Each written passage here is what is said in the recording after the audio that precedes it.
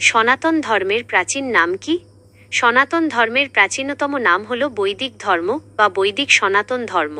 কারণ এই ধর্মের মূল ভিত্তি হল 4টি বেদ: ঋগ্বেদ, যজুর্বেদ, সামবেদ এবং অথর্ববেদ।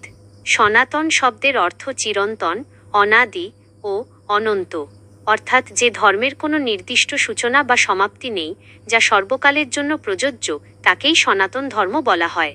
প্রাচীনকালে এই ধর্মকে আর্য ধর্ম নামেও উল্লেখ করা হতো, তবে আধুনিক গবেষণায় বৈদিক ধর্ম নামটি অধিক গ্রহণযোগ্য, কারণ এটি বেদের শিক্ষা ও জীবন দর্শনের ওপর প্রতিষ্ঠিত।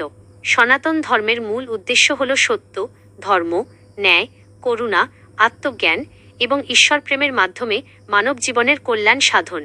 পরবর্তীকালে উপনিষদ, পুরাণ, রামায়ণ, মহাভারত, গীতা এবং বিভিন্ন দর্শনশাস্ত্র এই ধর্মকে আরও সমৃদ্ধ করেছে। তাই সনাতন ধর্ম শুধু একটি ধর্মীয় পরিচয় নয়, এটি একটি চিরন্তন জীবন ব্যবস্থা ও আধ্যাত্মিক দর্শন। ঋগ্বেদের একটি বিখ্যাত মন্ত্রে বলা হয়েছে, একং সদ বিপ্রা বহুধা বদন্তি, অর্থাৎ সত্য এক, কিন্তু জ্ঞানীগণ সেই এক সত্যকে বিভিন্ন নামে বর্ণনা করেন। এই মন্ত্র সনাতন ধর্মের উদারতা ও সর্বজনীনতার পরিচয় বহন করে।